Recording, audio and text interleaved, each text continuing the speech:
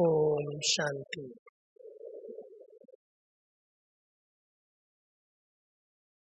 बाबा ने हम सबको समाधान स्वरूप बनाया है। संगम युग पर बाबा की एक एक बच्चे से यही उम्मीद है। कभी भी समस्याओं का वर्णन चिंतन नहीं करेंगे, लेकिन समाधान स्वरूप बन करके रहेंगे। क्योंकि समस्याएं तो दिन प्रतिदिन बढ़ती ही जाती हैं। एक पूरी होती है, दूसरी सामने आ जाती है। नए नए समाचार सुनते हैं, किस किस प्रकार की प्रॉब्लम्स लोगों के सामने आ रही हैं। अगर उनका वर्णन किया जाए तो बहुत बड़ा विस्तार है, वृक्ष बन गया है। जैसे कहा कि सागर में लहरें आना स्वाभाविक है, ऐसे ही संसार सागर में अनेक प्रकार की लहरों का आना, समस्याओं का आना स्वाभाविक सा हो गया है। और प्रकृति के पांचों तत्व, माया के 5 विकार, रावण के 5 विकार, इन 10 शीश वाले रावण के द्वारा रोज नई नई प्रॉब्लम्स क्रिएट हो रही हैं।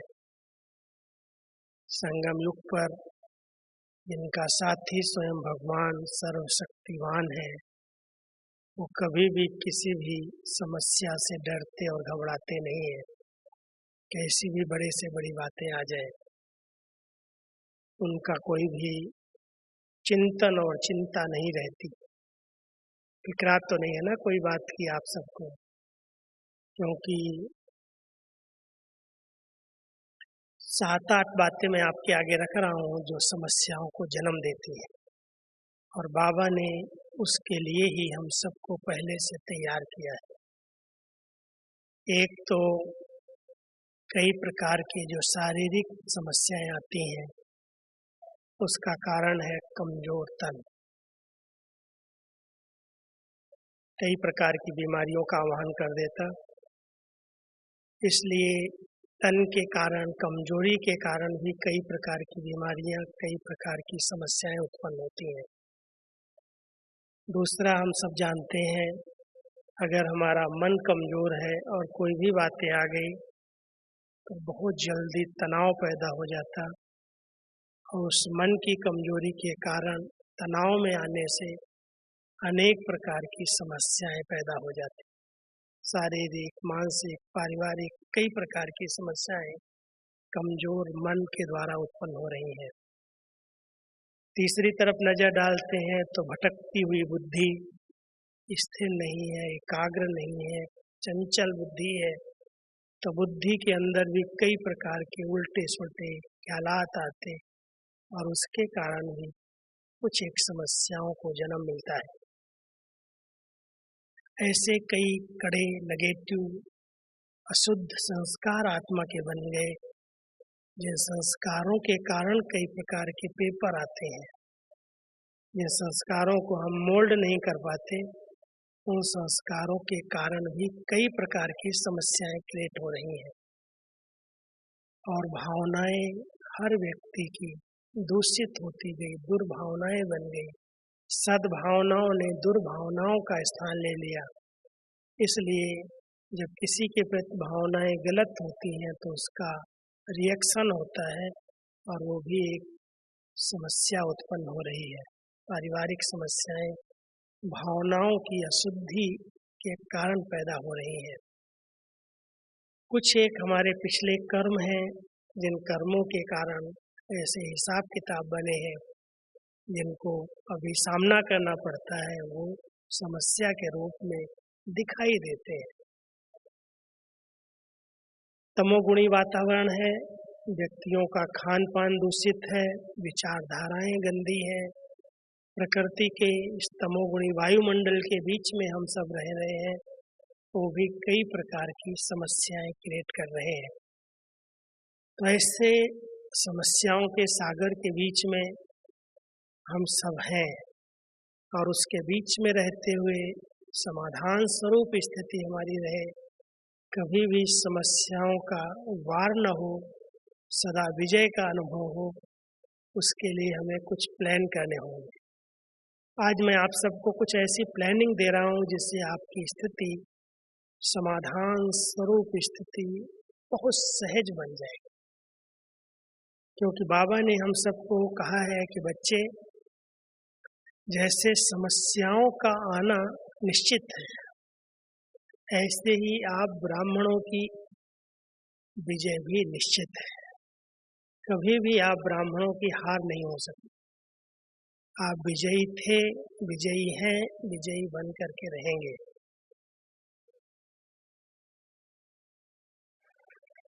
इसलिए अगर कोई के सामने कोई ऐसी छोटी मोटी बातें आती हों तो उनको सोच सोच करके बड़ा नहीं बनाना, क्योंकि जब अधिक सोच लिया जाता है ना तो वो छोटी सी बात एक बहुत बड़े पहाड़ के रूप में दिखाई देने लगती है। कोई भी बात अगर हम दूसरों को सुना देते हैं और वो बात एक के कान से दूसरे के, तीसरे के, चौथे के कान तक अगर पहुंच जाती है तो एक छोटी सी बात भी बहुत बड़ा रूप ले लेती है।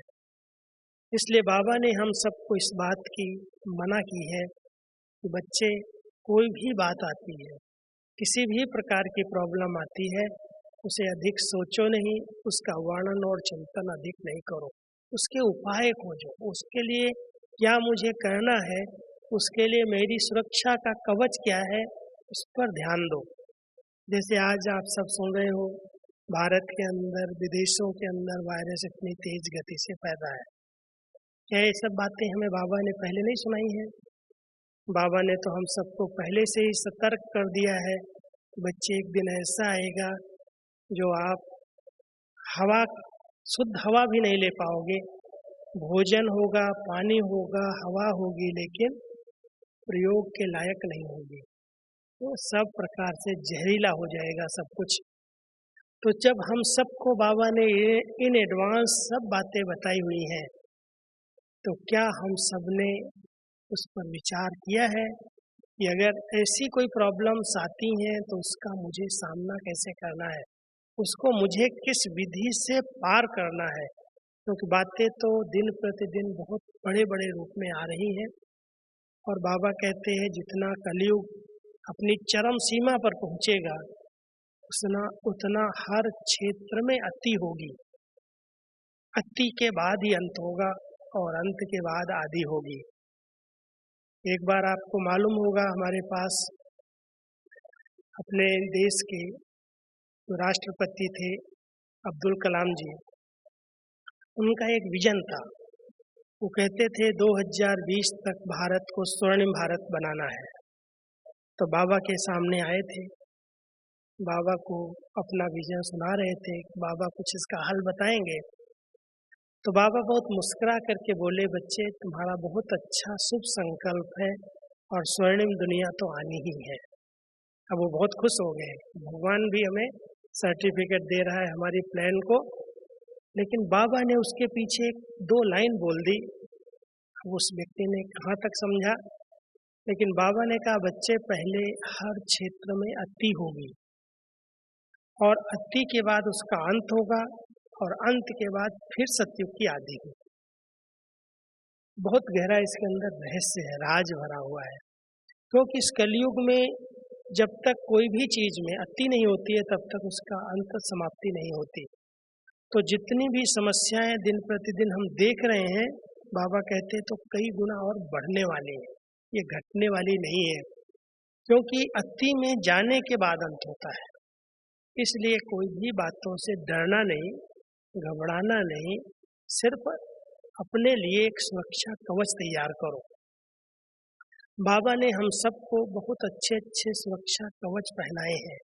समय पर समय बाबा कहते हैं, सर्व समस्याओं का समाधान तुम्हारी तपस्या के अंदर है। कैसी भी समस्याएं आएंगी, तपस्या की अग्नि के अंदर वो सब समस्याएं समाप्त हो जाएंगी। क्या हम सबका ध्यान इन समाचारों को सुनने में है, इनका वर्णन करने में है, या हमारा ध्यान अपनी तपस्या की ओर है। इस पर हर एक को ध्यान देना चाहिए। अगर हम तपस्या नहीं करेंगे तो ये समस्याएं कभी खत्म नहीं होंगी और समस्याएं कहीं न कहीं वार कर देंगी। इसलिए ब्राह्मणों की सेफ्टी के लिए बाबा ने हम सबको, जब कोई ऐसी बातें आती हैं, बच्चे योग के प्रयोग करो, सब समस्याओं का इसमें समाधान समाया हुआ है। लेकिन योग के प्रयोग करने के लिए आपका चिंतन, आपके संकल्प बहुत शुद्ध और शांत चाहिए। बुद्धि की लाइन क्लीन और क्लियर चाहिए। तो अगर हम सबको बाबा ने अपने समान रहम दिल बनाया है, तो जब सारे विश्व के अंदर एक बहुत भय का वातावरण है, तो हम बाबा के बच्चे जो सदा निर्भय हैं, किसी भी प्रकार का भय नहीं, क्योंकि बाबा तो पहले ही कह दिया, आप तो सब मर गए हो पहले से। मरने का भय है क्या किसी को? सबने बाबा को कह दिया है, बाबा हम तो जीते जी आपके हो गए, पुरानी दुनिया से, पुराने संसार से मर गए, इसलिए मरने का तो कोई को भय ही नहीं है किसी को। और जब तक इस निर्भय स्थिति में हम सब नहीं रहेंगे, तब तक हम भयभीत आत्माओं को शांति की सकाश नहीं दे सकेंगे। इसलिए वर्तमान समय अनुसार, ये तो अभी कुछ भी नहीं है, इसका तो बहुत बड़ा रोल है, बहुत बड़ा पार्ट है। किसी न किसी रूप में हर प्रकार की प्रॉब्लम आप देखो प्रकृति के द्वारा अभी एक एक स्थान पर एक एक तत्व वार कर रहा है। इस समय अचानक जब गेहूं की फसल तैयार होने की है, ओले पड़ रहे हैं, बरसात पड़ रही है, बहुत ज़्यादा भयंकर बरसातें पड़ रही हैं। कई देशों में इतनी अधिक बर्फ पड़ रही है जो कहीं पड़ी नहीं थी कभी, सारे घरों के अंदर पूरी बर्फ भर गई है।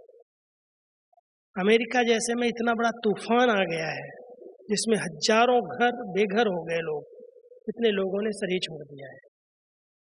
कहीं सुनामी है, कहीं बाढ़ है, कहीं ज्वालामुखी है, कहीं पर सूखा पड़ा हुआ है। प्रकृति के तत्व एक एक जगह पर समस्या पैदा कर रहे हैं। लेकिन बाबा ने क्या कहा है, बच्चे इतनी बड़ी दुनिया की सफाई के लिए ये पांचों तत्व एक साथ काम करेंगे। ये वर्कर हैं भगवान के, ये उनको साथ देंगे, सहयोग देंगे, तब इस कलयुगी दुनिया की सफाई होगी। एक साथ अगर मान लो एक तरफ अग्नि लग रही है, दूसरी तरफ बाढ़ आ रही है, तीसरी तरफ तूफान आ रहा है, उड़ेगा, कुछ जलेगा, कुछ बहेगा, और इस दुनिया की, कलयुग की दुनिया की सफाई होगी। अब जब ये होगी तो आप सोचो कि ऐसा ना हो, ये क्यों हो गया, ऐसा हो गया। तो बाबा कहता है अगर क्यों क्या में जाओगे तो क्या होगा, उलझन पैदा हो जाएगी, अंदर अंदर तनाव पैदा होगा, दुख की लहर आएगी, ऐसा हो गया, ऐसा हो गया, इसका ये चला गया, उसका वो चला गया। बाबा कहते तो सब जाने वाला है। इसलिए बहुत निश्चिंत स्थिति में निश्चित विजय की भावी समझ करके समाधान स्वरूप बनो। बाबा कहता है मुझे ऐसी समस्याओं के समय में अपनी बहुत सुंदर एकाग्र चित्त स्थिति बना करके बुद्धि की लाइन क्लियर रखो। बाबा की राइट टचिंग आपको आनी चाहिए। बाबा तो अपने हर बच्चे की सुरक्षा के लिए टच करता है, बच्चे यहाँ जाना, यह नहीं जाना, ये करना, ये नहीं करना। बाबा हमारा रक्षक है, बाबा हमारा शिक्षक है। और जब हम सबके साथ बाबा रक्षक और शिक्षक बना हुआ है, फिर डरने की या घबराने की बात है क्या? लेकिन आवश्यकता क्या है? बुद्धि की लाइन क्लियर, कोई भी द्वंद्व, कोई भी प्रकार की उलझन, कोई भी प्रकार की हलचल में नहीं आना। क्यों? ड्रामा कल्याणकारी है। जिन आत्माओं ने ड्रामा को यथार्थ रीति से समझा है, अभी हम गीत सुन रहे थे, जो हो रहा है सब अच्छे से अच्छा हो रहा है, जो होगा सब अच्छे से अच्छा होगा। इतना कल्याणकारी ड्रामा, और उसके बीच में क्यों क्या कैसे के प्रश्नों में उलझ जाना, बाबा क्या कहेगा? बच्चों को ज्ञान की कमी है, निश्चय की कमी है। तो हम सबको निश्चय बुद्धि विजयंती 3 प्रकार से विजय का सर्टिफिकेट बाबा कहता लेना है। एक है हम अपने स्व पर कितना अटेंशन दे रहे हैं, क्या हमने स्व पर इतनी विजय प्राप्त की है कि ये प्रकृति हमारे कंट्रोल में आ जाए, प्रकृति ये शरीर रूपी कर्मेंद्रियां मुझ आत्मा को कहीं भी धोखा न दें, इस पर विजय हो जाए। अगर प्रकृति जीत, इन कर्मेंद्रियों के जीत हम बन गए तो बाह्य प्रकृति हमें कभी भी धोखा नहीं देगी, कोई भी समस्या हमें रुलाएगी नहीं, परेशान नहीं करेगी। इसलिए पहले ही चाहिए स्व पर विजय, और इसके लिए हम सबको, हर एक बाबा के बच्चे को अधिक से अधिक समय यही अभ्यास करना है, मैं आत्मा इस अकाल तख्त पर विराजमान हूँ। भ्रकुटी हमारा आसन है, इस आसन पर बैठो और मन बुद्धि संस्कार, बाबा कहता है ये तीनों शक्तियां आपकी त्रिमूर्ति कार्य करेंगी। क्या 3 कार्य करेंगे? मन के द्वारा जीवन निर्माण का कार्य, श्रेष्ठ जीवन का निर्माण अगर हम करना चाहते हैं तो बहुत शुद्ध और पॉजिटिव संकल्प, अच्छे अच्छे संकल्प रचो। ब्रह्मा बन करके मन से ऐसे संकल्पों की उत्पत्ति करो जो आपका श्रेष्ठ से श्रेष्ठ, ऊंचे से ऊंचा जीवन बन जाए। फिर शंकर के समान तपस्वी स्वरूप धारण करके अपने ही आसुरी कड़े पुराने विकारी संस्कारों का नाश करो, और विष्णु के समान दिव्य बुद्धि के द्वारा अपने दिव्य संस्कारों की पालना करो। 3 कार्य, जैसे शिव बाबा के 3 कार्य हैं, स्थापना, विनाश और पालना, ऐसे ही बाबा कहते हैं एक एक मेरे बच्चे को मास्टर त्रिमूर्ति बन करके मन की शक्तियों के आधार से नए जीवन का निर्माण करना है। शंकर के रूप में तपस्या करके, तपस्वी मूर्त बन करके, शरीरी स्थिति में स्थित होकर के अपने आसुरी संस्कारों का संहार करना है, और फिर दिव्य संस्कारों की, स्वच्छ संकल्पों की दिव्य बुद्धि के द्वारा पालना करनी है। ये 3 कार्य बाबा ने हर बच्चे को दिए हैं। अगर सचमुच कोई समाधान स्वरूप स्थिति बनाना चाहता है तो ये तीनों कार्यों में तत्पर हो जाओ, विजयी हो जाओगे। स्व पर विजय हो जाएगी। फिर हमारा परिवार अगर संतुष्ट है, हमने उसकी दिल को जीता है, उसको रिस्पेक्ट रिगार्ड दिया है, तो परिवार पर भी जीत हो जाएगी। जीत को युद्ध करके नहीं प्राप्त की जाती है, किसी को संतुष्ट करके, प्रसन्न करके, खुश करके उसकी दिल को जीता जा सकता है। तो हम परिवार में भी विजयी बन सकते हैं, साथी सहयोगियों पर भी विजय प्राप्त कर सकते हैं अगर उनकी दिल को जीत लिया है तो पहले स्व पर विजय, फिर अपने साथी और परिवार पर विजय, और फिर तीसरी है प्रकृति पर विजय। प्रकृति के कोई भी तत्व विजयी आत्मा को कभी धोखा नहीं दे सकते। सुना होगा बाबा की मुरलियों में, अव्यक्त बाबा ने बहुत स्पष्ट कहा है, अगर प्रकृति के तूफान भी आ रहे होंगे, जहाँ मेरे योगी बच्चे तपस्या कर रहे हैं, पवित्र आत्माएं जिस स्थान पर निवास करती हैं, 5 फुट दूर पानी खड़ा हो जाएगा, तूफान आपको, पानी का तूफान भी डुबोएगा नहीं। लेकिन उसके लिए हम सबको डरना और घबराना नहीं है, प्रकृति जीत बन करके प्रकृति के तत्वों की सेवा करनी है। अभी तक हम लोग बाह्य मुक्ता में बहुत समय रहते हैं, बाहर के संसार के समाचारों में कितना समय जा रहा है, न्यूज देखते हैं, उसके ऊपर बुद्धि चलाते रहते, ये हो रहा है, ये हो रहा है, ये हो रहा है।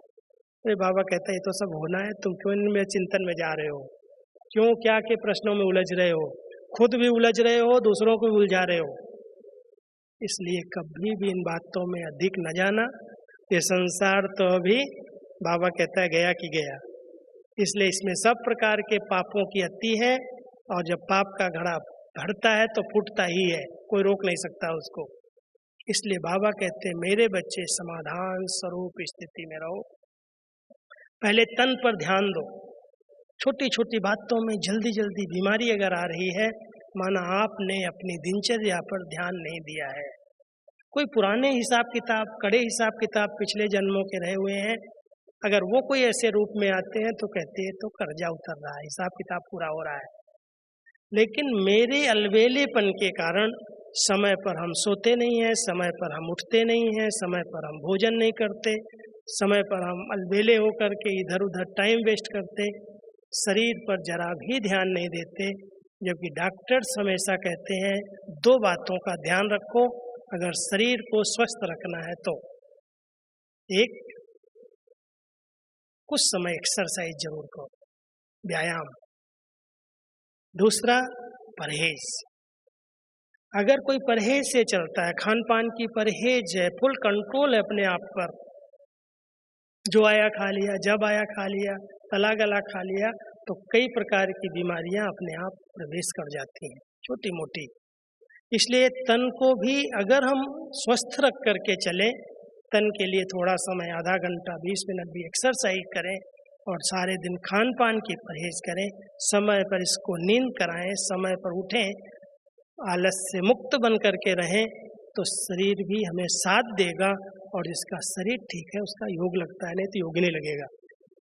इसलिए ध्यान देना, हम सबको समस्या बनना नहीं है, सेवाएं दूसरों से लेनी नहीं है, समस्या स्वरूप नहीं बनना है, समाधान स्वरूप बनना है। तो तन की संभाल हमें खुद करनी चाहिए, उस पर ध्यान देना चाहिए, उसके लिए थोड़ा समय देना चाहिए। बाबा कहता है बच्चे इसमें मोह नहीं रखो, देही अभिमानी बनो। देह अभिमान आंतरिक विकारों पर जीत प्राप्त करने के लिए है, लेकिन देह के बिना तो बाबा भी कुछ नहीं कर पा रहा है। देह के बिना बाबा भी आज हम बच्चों से नहीं मिल पा रहा है। इसलिए देखो देह की कितनी कीमत है, कितनी वैल्यू है। इसलिए इस तन को स्वस्थ रखना हम सबके पास विधि आनी चाहिए और उसके लिए थोड़ा समय देना चाहिए। बैलेंस से चलेंगे, कोई भी चीज में अति नहीं होगी तो ये शरीर साथ देता है। कोई हिसाब किताब पुराने होते हैं, आते हैं, वो अलग बात है, और वो भी बड़ी खुशी खुशी से योग युक्त होकर के उनको हम चुप्पू करते हैं। तो समाधान स्वरूप स्थिति के लिए पहले तन अच्छा है और फिर मन को सशक्त बनाने के लिए ध्यान देना। अगर इसको हम गलत भोजन दे रहे हैं, व्यर्थ बातों का भोजन दे रहे हैं, इधर उधर की बातें इसके अंदर डाल रहे हैं, तो वो भोजन आपके मन को बीमार कर देगा, रोगी कर देगा। कई प्रकार की बीमारियां पैदा हो जाएंगी मन अगर ठीक नहीं रहता है तो। इसको अच्छे अच्छे विचारों का भोजन दो, इसको फ्री नहीं रखने दो। फ्री मन क्या कहते हैं, शैतान का घर। इसलिए इसके अंदर अच्छे अच्छे चिंतन, अच्छे अच्छे विचार, समाधान स्वरूप बनना है तो अच्छा साहित्य पढ़ो, अच्छा संग करो, अच्छे अच्छे चित्र देखो। कभी भी टीवी में इधर उधर के मोबाइल में गंदे चित्र देख करके सो मन को क्यों दूषित करें। अगर सचमुच कोई ने इस पर ध्यान दिया है, मन उसका बहुत निर्मल है, स्वच्छ है, पवित्र है। कभी भी मन के द्वारा कई प्रकार की जो समस्याएं बन रही हैं, उन समस्याओं से वो मुक्त हो जाता है। संस्कारों को दिव्य बनाने के लिए हम सबको बहुत मेहनत करने की जरूरत है, क्योंकि संस्कार इतने प्रबल और कड़े हो गए हैं जो कभी न कभी संकल्पों में, व्यवहार में, कर्म में प्रकट हो जाते हैं। कड़े संस्कारों को परिवर्तन करने के लिए पहले तो महसूसता होनी चाहिए, ये मेरा संस्कार ब्राह्मण जीवन में बहुत बड़ा विघ्न है, रुकावट डाल रहा है, इसे मुझे परिवर्तन करना है, इसे मुझे समाप्त करना है। उसके लिए कुछ भी मुझे करना पड़े, बहुत दृढ़ता का संकल्प करेंगे तब उन संस्कारों पर विजय हो सकती है। नहीं तो छिपे हुए संस्कार, कई बार अच्छे संग में हम रहते हैं, अच्छे महावाक्य सुनते हैं, अच्छा भोजन करते हैं, अच्छे वातावरण में आते हैं, वो संस्कार दब जाते हैं। लेकिन जब ऐसा वायुमंडल बनता है तो वो छिपे हुए संस्कार, काम विकार के, क्रोध के, मोह के, वो अचानक बाहर आ जाते हैं। अहंकार का तो फट से आ जाता है, जरा भी कहीं रिस्पेक्ट नहीं मिला, कहीं इज्जत नहीं हुई, कोई ने पूछा नहीं, बात नहीं किया, मुस्कुराया नहीं, बस गुस्सा आ जाएगा अंदर से, क्या है बात। मैं इतना सहयोगी हूँ, इतना मैंने तन मन धन लगाया है, जरा भी इनको मेरी कदर नहीं। देह अभिमान तो फट से वार करता है। इसलिए इन कड़े संस्कारों को समाप्त करने के लिए बाबा कहता है, इन संस्कारों का संस्कार करने के लिए बहुत तेज योग की अग्नि चाहिए, प्रज्वलित आग तपस्या के रूप में, तब ये संस्कार चेंज होंगे। नहीं तो वो बीज जो है ना वो छिपा हुआ रहेगा और समय आने पर बाहर आ जाएगा, अंकुरित हो जाएगा। इसलिए तपस्या के द्वारा हम अपने कड़े संस्कारों को समाप्त कर सकते हैं। उसके लिए पहले महसूसता की शक्ति चाहिए। मन को सशक्त बनाने के लिए बाबा ने कई बार कहा है, बार बार एक्सरसाइज करो, ड्रिल करो। अभी अभी साकार वतन में, अभी अभी आकारी वतन में, अभी निराकारी वतन में, अभी देव स्वरूप में, अभी पूज्य स्वरूप में 5 स्वरूपों की ड्रिल बाबा ने बताई है। और कहीं कितनी बार कहा है कि बच्चे 5 बार करो, 8 बार करो। ये ड्रिल आपको, मन को बहुत शक्तिशाली बना देगी। कोई भी बातें आएंगी, नथिंग न्यू, पेपर आया है, क्लास आगे बढ़ जाएंगे, कोई बात नहीं, उलझेंगे नहीं, घबराएंगे नहीं, डरेंगे नहीं। बहुत सहज रीति से सशक्त मन वाली आत्मा उस पेपर को ऐसे पार कर लेती है। आज जितने लोग निराश होकर के, उदास होकर के प्रकृति से या परिवार से हार खा लेते, वो क्या करते हैं? सुसाइड का रास्ता लेते हैं। बाबा के बच्चे इतने सशक्त हैं मन से, किसी भी प्रकार की बातें आती हैं, नथिंग न्यू, फुल स्टॉप लगाते हैं और आगे बढ़ जाते हैं। कभी भी डरते नहीं, घबराते नहीं। तो समस्याएं कैसी भी आ जाएं, अगर मन शक्तिशाली है तो बहुत सहज उसको हम पार कर सकते हैं, दूसरों को मदद कर सकते हैं, उनको भी सशक्त बना सकते हैं। कोई बात नहीं, आई ये बात खत्म हो जाएगी, आप निराश नहीं हो जाओ। निराशा उमंग उत्साह के आर्टरीज को ब्लॉक कर देती है, खुशी गायब कर देती है। इसलिए कभी भी ब्राह्मण जीवन में अंडरलाइन करना, मुझे निराश उदास हताश नहीं होना है। ना हेम और बहम में आओ, ना निराश उदास होना। समस्याएं आएंगी, पार हो जाएंगी। क्यों? बाबा कहता है आपका साथी स्वयं सर्वशक्तिवान 1000 भुजा वाला बाबा है। कोई बड़ी बात नहीं है, बाबा को साथी बना लो और परिस्थिति ऐसे क्रॉस हो जाएगी। तो समाधान स्वरूप स्थिति बनाने के लिए हम सबको बहुत नॉलेजफुल बनने की जरूरत है। नॉलेजफुल आत्माएं, उनके पास परखने की बहुत बड़ी शक्ति आ जाती है। वो समझ जाते हैं परीक्षा आ सकती है, ये समस्या यहाँ पैदा हो सकती है, पहले से ही समझ करके अपने को सावधान कर लेते और उस समस्या को सहज पार कर लेते हैं। तो एक तपस्या, एक नॉलेजफुल स्थिति, और तीसरी बाबा कहते हैं लगन की आग। जहाँ लगन की अग्नि है वहाँ विघ्न और समस्याएं ठहरती नहीं है। लगन होनी चाहिए, प्यार होना चाहिए बाबा के साथ। बाबा से प्यार है, पढ़ाई से प्यार है, परिवार से प्यार है, बातें आती हैं, खत्म हो जाती है। वो लगन अग्नि का काम करती है, वो हमारे रूप को, रंग को, परिस्थितियों को, समस्याओं को परिवर्तन कर देती है। तो हम सब देखें कि हमारी लगन कभी भी कोई भी बात के कारण ठंडी तो नहीं हो जाती, लगन प्रज्वलित होती रहे। उमंग उत्साह की लकड़ियां डालते चलो, लगन अग्नि का रूप बन जाएगी। बातें आती हैं, खत्म हो जाती हैं, इसलिए उनकी परवाह नहीं करनी है। और साथ साथ बाबा कहता है कोई बात अगर आ जाती है तो बहुत धैर्यता के साथ सोचो, समझो, फिर करो। सोच समझ करके करो। एक बहुत अच्छा स्लोगन आप लोगों ने पढ़ा होगा, पता नहीं किसने बुद्धि चलाई है, ट्रक के पीछे लिखा होता है। कई बार जब जाते हैं ना गाड़ी में तो देखते हैं, पढ़ते हैं, सोचने के पहले सोच लो तुम्हारे साथ क्या जाएगा। ये बहुत अच्छा स्लोगन लिखा है। सोचने के पहले सोच लो कि ये जो मैं सोच रहा हूँ इसकी रिजल्ट क्या होगी, इसका परिणाम क्या होगा। क्योंकि सोचना एक बीज है। अगर सोच में ही गलतियां हैं, सोच में ही नेगेटिविटी है, सोच में ही कई प्रकार के गलत विचार चल रहे हैं, तो बोल और कर्म तो गलत हो ही जाएंगे, समस्या तो पैदा होनी ही है। इसलिए अगर हम समाधान स्वरूप बनना चाहते हैं तो पहली बात है हम अपने चिंतन धारा को चेंज करें। कोई भी ऐसा वैसा संकल्प आए, ये मेरे काम का नहीं है, मुझे नहीं सोचना, सब बाबा कहता है ड्रामा में कल्याण है, सब अच्छे से अच्छा होने वाला है। मैं क्यों सोचूं ऐसा ना हो जाए, वैसा ना हो जाए, ये ना हो जाए, जो होगा अच्छा। अगर इस प्रकार की सोचने की कला आ गई, पॉजिटिव थिंकिंग आ गई, कभी भी आपके बोल गलत नहीं होंगे, उस पर कंट्रोल आ जाएगा। इसलिए बाबा कहता है नॉलेजफुल बनो, लगन की अग्नि को बढ़ाओ। लगन जितनी तेज हो गई उतनी सब प्रकार की प्रॉब्लम समस्याएं समाप्त हो जाएंगी, समाधान स्वरूप बन जाओगे। और कोई भी बात आती है बहुत धैर्यता के साथ सोचो, समझो, फिर बोलो और करो। ज्ञानी और अज्ञानी का एक अंतर बाबा सुनाते हैं, सुना होगा, मुरली में आता है। अगर कोई करने के बाद सोचता है कि नहीं करना चाहिए था, ये जो मैंने बोल दिया मुझे नहीं बोलना चाहिए था, गलती हो गई, तो बाबा उसको कहता है यह अज्ञानी है। ज्ञानी वो है जो करने के बोलने के पहले सोचता है, 1 सेकंड लगता है। विवेक काम करता है, विवेक बताता है राइट है, रॉन्ग है, करना नहीं करना।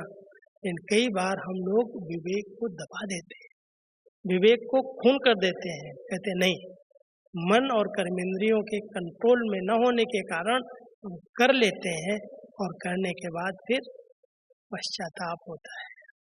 इसलिए बाबा कहता है ज्ञानी आत्मा वो है जो बोलने करने के पहले 1 सेकंड में सोचती है, यथार्थ है तो करती है, नहीं तो उसी समय थोड़ी स्टॉप लगा देती है। तो समाधान स्वरूप बनने के लिए हम सबको बहुत धैर्यवान बनने की जरूरत है। धैर्यता बहुत अच्छी कई प्रॉब्लम को समाधान करने में मदद कर देती है। तुरंत करने वाला, तुरंत बोल देने वाला हर जगह पर कहीं ना कहीं समस्या क्रिएट कर देता है। इसलिए जरूरत है अपने संकल्पों को शांत रखने की। जरूरी है बोलो, मना नहीं करता बाबा, लेकिन सोचो समझो फिर बोलो। चौथी बात एक और सुनाता हूँ, क्योंकि आजकल जितने संबंधों में समस्याएं पैदा हो रही है उसका एक मूल कारण दिखाई देता है बोल में मधुरता की कमी। जो आता है बोल देते हैं, कड़ुआपन। इसलिए बाबा ने हमारे बोल को बहुत शुद्ध मधुर बोल बोलने की प्रेरणा दी है। बच्चे कम बोलो, धीरे बोलो, मीठा बोलो, और जो आवश्यक है वही बोलो। अगर कोई ब्राह्मण आत्मा ने अपने बोल पर कंट्रोल कर लिया तो उसके बोल सिद्ध होने लगेंगे, जो बोलेगा हो जाएगा। इसलिए हम सबको संगम युग पर बाबा सिद्धि स्वरूप बनाना चाहते हैं कि आप बच्चों के अब समय आया है, संकल्प भी सिद्ध हो, बोल भी सिद्ध हो, जो सोचो होने लगे। उसके लिए जरा भी इसमें व्यर्थ मिक्स नहीं होना चाहिए, नहीं तो क्या होगा, हमारे संकल्प और बोल दूसरों पर श्राप दे देंगे, श्रापित कर देंगे। पवित्र आत्माओं के संकल्पों में इतनी शुद्धता, इतनी पवित्रता चाहिए, किसी भी आत्मा के अकल्याण का संकल्प ना है, सबका भला हो, सबका कल्याण हो, तब समाधान स्वरूप हम बन सकते हैं। केवल हमें अपनी समस्याओं का समाधान नहीं करना है। वर्तमान समय सारे विश्व के अंदर समस्याएं हैं, और एक नहीं है, हजारों समस्याएं हैं। उन समस्याओं का समाधान कोई एक व्यक्ति नहीं कर सकता। हम सब संगठित रूप में अगर एक शुद्ध संकल्प में स्थित हो जाए, बाबा की शक्तियां लें और ऐसे सूक्ष्म सकाश मनसा द्वारा दें। मनसा सेवा की प्रैक्टिस करो, जब समय मिले मन को एकाग्र करो, एक संकल्प में स्थित कर लो, एक बाबा के प्यार में खो जाओ, और वो एकाग्रता से जब संकल्प उठेगा, जिधर संकल्प जाएगा उधर की आत्माओं की समस्याएं दूर हो जाएंगी। ये मनसा सेवा है, और बाबा अपने बच्चों को इस अंतिम सेवा के लिए वर्तमान समय बहुत तैयार कर रहा है। बच्चे अपने संकल्पों की वैल्यू को समझो, संकल्पों को ऐसे ही नहीं गंवाओ, जैसे आया जो आया सोच रहे हैं, बोल रहे हैं, कर रहे हैं। वो बड़ी जवाबदार आत्माएं होती हैं, उनका अपने एक एक कर्म पर ध्यान होता है, एक एक संकल्प और बोल पर ध्यान होता है, ऐसे नहीं बोलते। बाबा कहता है देखो बड़े बड़े वीआईपीज भी होते हैं, तो पहले से क्या बोलना उनके पास लिखत होती है, क्या खाना है उसकी पूरी चेकिंग होती है। ऐसे नहीं जो आया खा लिया, जहां आया खा लिया, बहुत चेकिंग करके खाते, वीआईपी। और मेरे बच्चे तो वीआईपी हैं, इसलिए क्या करो, अपने सोचने और बोलने पर बहुत ध्यान दे। कभी नहीं कहो मेरे से हो गया, बोल दिया, निकल गया। अब शब्द तो ठीक, वो तो बाबा तो उस दिन कहते अरे बच्चे कुदृष्टि तो ठीक है, अगर किसी को तुम मुख से पागल भी कहते हो तो ये भी गलत है, ये भी पाप बनता है। इतना तो ध्यान बाबा साकार के समय खिंचवाते थे। हम सब किसी को कोई साधारण शब्द भी ना बोले, क्योंकि वो कहीं भी श्राप के रूप में उनको लग सकते हैं, क्योंकि हम सब ने पवित्रता का व्रत लिया है। पवित्र आत्माएं बाबा ने बनाया है, जो पवित्र आत्माएं हैं उनके संकल्प और बोल भी सिद्ध होने वाले हैं। इसलिए इतनी जवाबदारी समझ करके हमें वही शब्द उच्चारण करने हैं जिससे लोगों का भला हो जाए, कल्याण हो जाए, वो भी अपनी उन्नति कर लें। तो हम सब के ऊपर केवल अपनी समस्याएं नहीं, अपने आगे कोई समस्याएं आती हैं उनको तो हम ज्ञान और योग के बल से समाप्त कर लेते हैं, लेकिन सारे विश्व के अंदर बहुत सारी समस्याएं हैं, लोग बहुत तनावग्रस्त होते जा रहे हैं। ऐसे समय पर हमें इन्हें मदद करने की आवश्यकता है, और उसके लिए हमें सूक्ष्म शक्तियों से संपन्न बनाना है। अपनी सूक्ष्म शक्तियों को बढ़ाओ, आंतरिक शक्तियों को जागृत करो, और उसके लिए केवल एक ही विधि है, अंतर्मुखी। बाह्य मुक्ता हमारी शक्तियों को नष्ट करती है, इसलिए जितना हो सकते अंदर अंदर अपने आप से बात करो, अंदर चले जाओ, अपने स्वरूप को देखो, अपने स्वधर्म को देखो, अपने स्वदेश को देखो, अपने स्वपिता को देखो। अंतर्मुखी आत्माएं केवल 4 बातों पर ध्यान देती, एक स्वस्वरूप को देखती हैं कि मैं एक आत्मा हूँ, मैं एक लाइट हूँ, मैं इस शरीर के अंदर एक सूक्ष्म एनर्जी हूँ जो मैं इस शरीर को चला रही हूँ। एक अपने स्वरूप पर ध्यान है, दूसरा मेरा स्वधर्म शांति प्रेम है, पवित्रता है, उसके ऊपर ध्यान है, तीसरा मेरा स्वदेश परम धाम है। इस घर में, उस घर से इस नाटकशाला में हम सब खेल खेलने के लिए आए हैं, ये हमारा नहीं है कुछ भी। जिसको हम सब ने मेरा मेरा कह करके पकड़ के बैठे हैं, बाबा कहता है बच्चे तेरा है ही नहीं, तेरे को तो केवल पार्ट बजाने के लिए ये घर दिया, ये तन दिया, ये संबंध दिए, तुम अपना बना करके और दुखी हो रहे हो, मोह ममता में फंस रहे हो। कहाँ है तुम्हारा इतना ज्ञान इमर्ज हो कि मैं असली स्वदेश परमधाम घर से इस सृष्टि नाटक में खेल खेलने के लिए आया हूँ। न मेरे संबंध थे, न मेरा घर बार दुकान दौलत थी, न मैं लेके आया था, न मैं लेके जाऊंगा। तब मोह नष्ट होगा, नहीं तो कहीं न कहीं रगे जुटी पड़ी हैं और वो रगे ही समस्याओं को जन्म दे रही हैं। अगर जिस दिन आपकी हमारी रगे टूट जाएंगी सबसे, उतना सब समस्याओं का समाधान मिल जाएगा। कोई समस्या ही नहीं। किसकी समस्या, किसके लिए समस्या? अगर मैंने मेरा मेरा बना करके रखा और उसको पकड़ के रखा है, मेरे बच्चे के साथ ऐसा हो रहा है, मेरे पति के साथ ऐसा हो रहा है, मेरे समाज के साथ, मेरे परिवार के साथ ऐसा हो रहा है, ये ऐसा कर रहा है, ऐसा, कितनी समस्याओं को हम पैदा कर रहे हैं। और जिस दिन समझ लेंगे हम तो एक नाटकशाला के अंदर खेल खेलने के लिए आए हैं, और जो कुछ हमने किया है पिछले जन्मों में उसका ही हिसाब किताब मेरे सामने आ रहा है। मुझे उसको खुशी से बाबा को साथ लेकर के ज्ञान और योग की शक्ति से पार कर देना है। वर्णन चिंतन नहीं करना, क्यों क्या कैसे में नहीं जाना। बने हिसाब किताब किए कर्म आएगा सामने, वो करके चुप्टू करके कर्जा उतारा, हल्के हो गए, बाबा के साथ उड़ गए। कर्ज उतरता है तो खुशी होती है ना, कर्ज तो सबसे बड़ा मर्ज है। इसलिए बाबा कहता है कि जो कर्जा अगर कोई है पिछले जन्मों का और इस समय मुझे कोई परेशान कर रहा है, कोई बार बार दबाव डाल रहा है, कोई कुछ कर रहा है, कोई बात, कोई होगा हिसाब किताब। पैसे का है तो पैसे के रूप में आ रहा है, कोई कर्मों का है तो कर्मों के रूप में आ रहा है, कुछ संबंधों में टकराव हुए हैं, संबंध बदला ले रहे हैं। ज्ञान स्वरूप आत्मा कभी भी समस्याओं में उलझती नहीं। वो फुल स्टॉप, कुछ भी हो जाए। मुझे तो बाबा कहता बच्चे अपनी स्थिति को अचल अडोल एक रस स्थिर बनाओ, हिलो डलो नहीं, जो होगा सब अच्छे से अच्छा होगा। तो इस बाबा के टर्न में आप सब आए हो, होली है ना, होली आए मनाएंगे, सभी बाबा के घर में आकर के होली, जो कुछ हो गई बीत गई, उसको चिंता नहीं करना। अब मुझे अपनी स्थिति को समाधान स्वरूप बनाना है। न किसी के आगे मैं समस्या स्वरूप बनूं, न मैं अपनी समस्याओं का वर्णन चिंतन करूं। भगवान को साथी बना करके उसकी छत्र छाया के नीचे रहूं। मैं आपको 4 श्रृंगार बताता हूँ। मैंने अभी एक मुरली का अध्ययन किया। बाबा ने कहा बच्चे इन 4 श्रृंगारों से सदा श्रृंगारे हुए रहो, आप स्वतः समाधान स्वरूप बन जाओगे। पहली, हमारे ऊपर, सब बाबा के बच्चों के ऊपर एक छतरी है, छत्र छाया के रूप में, और वो है बाबा के याद की छतरी। अमृत वेले आंख खुले और बाबा की छतरी के नीचे, याद की छतरी के नीचे आ जाओ।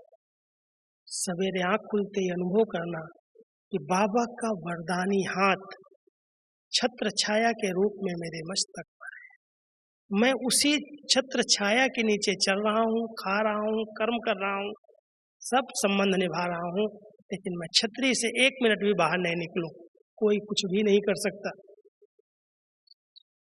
किसी भी प्रकार की समस्या है, कैसा भी कोरोना वायरस है, आपके ऊपर कोई अटैक नहीं कर सकता,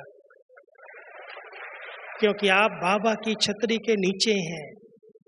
आपके ऊपर लाइट का घेरा है, लाइट का कवच आपने अपने पर पहना हुआ है।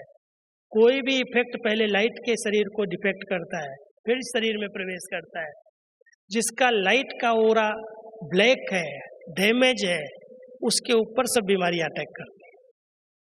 अगर हमने अपने लाइट के शरीर को बिल्कुल स्वच्छ रखा है, पवित्र रखा है, बिल्कुल किसी भी प्रकार की इम्प्योरिटी इसके अंदर नहीं है, कोई दाग धब्बा नहीं है, डैमेज नहीं है कहीं से, तो कोई भी नेगेटिविटी इसके अंदर प्रवेश नहीं कर सकती। लेकिन उसके लिए हम सबको बहुत ध्यान देना पड़ेगा। बाबा की छतरी के नीचे मैं आत्मा हूँ, और बाबा ने अपनी छतरी के द्वारा लाइट का कवच मुझे पहना दिया। अनुभव करके देख लेना सवेरे सवेरे आँख खुलते ही। कभी भी कोई अशुद्ध आत्माएं, जो आज सबसे बड़ी समस्या है भूत विद्या की, कोई ने तंत्र मंत्र कर दिया, कोई भूत विद्या, कोई इधर कर दिया, कितने लोगों को डिप्रेशन में लेके गए, कितने लोग परेशान हो जाते हैं। लेकिन बाबा कहता है बच्चे, इस समस्या का निदान केवल आपके पास है, आप केवल लाइट के घेरे में रहो। सोचो नहीं उसके विषय में, वर्णन चिंतन नहीं करो क्यों क्या कैसे हो गया। मेरे ऊपर बाबा की छतरी है, मैं एक बाबा के सिवाय कोई की परवाह नहीं करता। आपके ऊपर वो लाइट का कवच है। दूसरा बाबा कहता है बच्चे, तुमको मैंने ताज पहनाया है, तुम मेरे ताजधारी बच्चे हो। लाइट का ताज पहन करके, पवित्रता की लाइट, सवेरे सवेरे उठो, अनुभव करो, मैं एक पवित्र आत्मा इस भ्रकुटी के आसन पर विराजमान हूँ, और मेरे चारों ओर एक बहुत सुंदर लाइट का प्रकाश का क्राउन है। मैं उस लाइट के प्रकाश के क्राउन में चल रहा हूँ। अशुद्धियाँ समाप्त हो जाएंगी, व्यर्थ संकल्प समाप्त हो जाएंगे। कोई भी मुझे कुछ करना चाहेगा, कोई कुछ नहीं कर सकेगा, क्योंकि मैं एक पवित्रता के घेरे में, लाइट के कवच के अंदर हूँ। दूसरा बाबा कहता है तुमको मैंने क्राउन दिया है विश्व कल्याण की सेवा का, हदों में नहीं आओ।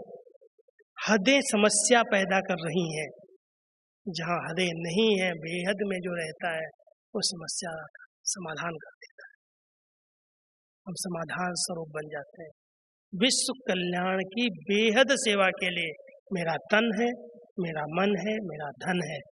जो बाबा ने मुझे शक्तियाँ दी हैं वो बाबा के विश्व कल्याण के लिए अर्पित है, कहीं भी इधर उधर व्यर्थ नहीं जा सकती, क्योंकि ये भगवान की अमानत है, उसकी दी हुई। हमने तो भक्ति में भी कह दिया था, हे प्रभु जब आप आएंगे ये तन मन धन सब तेरा, मैं बलिहार हो जाऊंगा। और अब जब डायरेक्ट बाबा आए हैं और वो कहता है बच्चे तुमने तो मूर्ति के आगे कहा था, अब तो मैं डायरेक्ट हूँ। अब डायरेक्ट तुमने अगर तन मन धन दिया तो बाबा कहता मैं लेके क्या करूँगा। मैं तुम्ही बच्चों को कहता हूँ तुम अभी ट्रस्टी बन करके इसकी संभाल करो, अमानत समझ करके संभालो, इसको कहीं भी व्यर्थ नहीं जाने देना। मन प्रभु की अमानत है, इसमें व्यर्थ संकल्प विकल्प इधर उधर की बातें नहीं आ सकती। तन उसकी अमानत है, कहीं गलत रास्ते पर नहीं जा सकता, कुछ गलत खान पान नहीं खा सकता, क्योंकि उसकी अमानत को संभालना है मुझे। धन जो बाबा ने दिया है वो बाबा की सेवा के लिए, कहीं भी इधर उधर शौक मौज में, दान पुण्य में इधर उधर खर्चा नहीं कर सकते। ये बाबा की अमानत है, बाबा के विश्व कल्याण के काम में लगनी चाहिए। अगर सचमुच ये ताज किसी ने पहना है विश्व कल्याण का, तो उसको रतन जड़ित ताज भविष्य में अपने आप मिल जाएगा, उसको मांगने की जरूरत नहीं पड़ेगी। तो बाबा ने डबल ताज दिया है और डबल तख्त दिया है। कहता है एक बच्चे अपने अकाल तख्त पर बैठो, ये तख्त तुम्हें सदा मिला हुआ है जिसको कभी काल नहीं खाता, और दूसरा बाबा के दिल तख्त पर विराजमान होकर के रहो। जितना बाबा के दिल तख्त नसीन बन करके रहेंगे, दिल तख्त पर कौन बैठेगा? जो स्वच्छ है, साफ है, सपूत है, आज्ञाकारी, वो बाबा के दिल तख्त पर रहता है। तो बाबा ने हमें दिल तख्त नसीन बनाया है। चौथा बाबा कहता है बच्चे ध्यान देना, तुम बच्चों के हर एक की अंगुली में मैंने स्वदर्शन चक्र दिया है। सदा स्व का दर्शन करना, उल्टा चक्कर नहीं घुमा देना, पर दर्शन नहीं करना, पर चिंतन नहीं करना, नहीं तो ध्यान देना कई प्रकार की समस्याएं क्रिएट हो जाएंगी अगर आपने दूसरों को देखना शुरू कर दिया। ये क्या करता, वो क्या करता, यहाँ ऐसे होता, वहाँ ऐसे होता, और बाबा कहता तेरा क्या जाता है, जो करेगा वो पाएगा, तुमको क्या करना है। इसलिए स्वदर्शन, स्व को देखो, स्व का चिंतन करो, स्व की मस्ती में रहो, सब अपने आप ठीक हो जाएगा। अगर बहुत रहम आता है तो शुभ चिंतक बन करके उसको योगदान दो, पर चिंतन करने से तो पतन ही हो जाएगा अपना और दूसरों का। इसलिए एक बहुत अच्छा स्लोगन है, स्वचिंतन उन्नति की सीढ़ी है, पर चिंतन पतन की जड़ है। अगर हम अपनी उन्नति करना चाहते हैं, आगे बढ़ना चाहते हैं, तो सदा यही ध्यान रहे कि मुझे तो स्व का चिंतन करना है, ज्ञान चिंतन करना है, कोई कुछ भी करा मुझे उसको नहीं देखना है। तो स्वदर्शन चक्र ऐसे घूमे, सीधा घूमे, उल्टा नहीं, माया का गला अपने आप कट जाएगा। और सबसे अच्छा सुदर्शन चक्र बाबा ने घुमाना सिखा दिया। 500 रुपयों की डील करते रहो, जब समय मिले बाबा कहता 2 मिनट, 1 मिनट, मैं ब्राह्मण स्वरूप में कितनी भाग्यवान आत्मा हूँ, कितनी श्रेष्ठ आत्मा हूँ, कितनी महान आत्मा हूँ, भगवान ने मुझे चुना है, वो मुझे इतनी ऊंची पढ़ाई पढ़ा रहा है, इतनी ऊंची पालना दे रहा है, माता पिता शिक्षक सतगुरु के रूप में हमारी को रोज श्रृंगार कर रहा है। कितनी भाग्यवान आत्माएं, संगम युग की हम ब्राह्मण आत्माएं हैं। कितना बाबा ने स्वच्छ बना दिया, निर्मल बना दिया, कलयुग के कीचड़ से निकाल करके अपना बना लिया। बाबा की गोदी में हम पल रहे हैं, कोई डर नहीं, कोई भय नहीं, भगवान की गोदी हमारा श्रृंगार है। देखो अपने भाग्य को संगम युग की, फिर चले जाओ अपने संपन्न स्वरूप में। कितनी महान आत्माएं हम फरिश्ता बन करके विश्व कल्याण की सेवा करती हैं। हमारा कहीं कोई से रिश्ता नहीं, पांव धरने पर नहीं है, दे अभिमान की। मैं लाइट के घेरे में, लाइट के वतन में बाबा के साथ फरिश्ता बन करके रहता हूँ। फिर निराकारी वतन में एकदम बीज बन करके बाबा के समीप पहुंचो, वहाँ की लाइट और माइट का, पवित्र घर की शक्तियों का अनुभव करो। साकारी, आकारी, निराकारी, और फिर अपने देव स्वरूप में जब हम अवतरित होंगे, आएंगे सृष्टि मंच पर पाठ बजाने, अपने योग बल से आत्मा जन्म लेगी और इतनी पावन शुद्ध सत्व प्रधान प्रकृति होगी, सब प्रकार के वैभव होंगे, कोई बंधन नहीं, संबंध का भी बंधन नहीं, कोई कर्म विकर्म नहीं, श्रेष्ठ कर्म नहीं, अकर्म बन जाएंगे। पूज्य स्वरूप में हम कितनी आत्माओं की मनोकामनाएं पूर्ण करने वाली आत्मा, कितना बाबा ने संगम पर संपन्न बनाया, भरपूर बनाया, जो भक्ति के अंदर हमारे मंदिरों से अनेक आत्माओं की इच्छाएं पूरी होती हैं, दर्शन से लोग प्रसन्न हो जाते हैं। ईश्वर दर्शन चक्र, सारा कल्प चक्र घुमा दो, ऐसे सब विकार, सब बुराइयां, सब संस्कार समाप्त हो जाएंगे। तो समस्याओं का समाधान केवल बाबा के ज्ञान और योग में है। अनुभव के अथॉरिटी बनो, नॉलेजफुल बनो, लगन की अग्नि बढ़ाओ, सरल नेचर बनाओ, मधुर व्यवहार करो, सब समस्याएं अपने आप समाप्त हो जाएंगी। और दुनिया की समस्याओं को समाप्त करने के लिए कुछ समय बैठ करके मनसा सेवा करो। प्रकृति को भी पावन बनाने के लिए सकाश लो, जल्दी जल्दी अपना काम पूरा करें, सृष्टि परिवर्तन में बाबा की मदद करें और फिर हमारे लिए सतो प्रधान प्रकृति सतयुग में बन जाए। ऐसे शुभ संकल्प क्रिएट करके प्रकृति की सेवा, आत्माओं की सेवा, सकाश देने की सेवा। अब समय है, बाबा कहता बच्चे, एक स्लोगन बाबा साकार में कहते थे, अभी नहीं तो कभी नहीं, जो करना है अब कर लो, कल किसने देखा। तो हम सब समय अनुसार अपनी स्थिति को समाधान स्वरूप बनाएं, समस्याएं आएंगी और खत्म हो जाएंगी। नथिंग न्यू, कोई नई बात नहीं है। ओम शांति।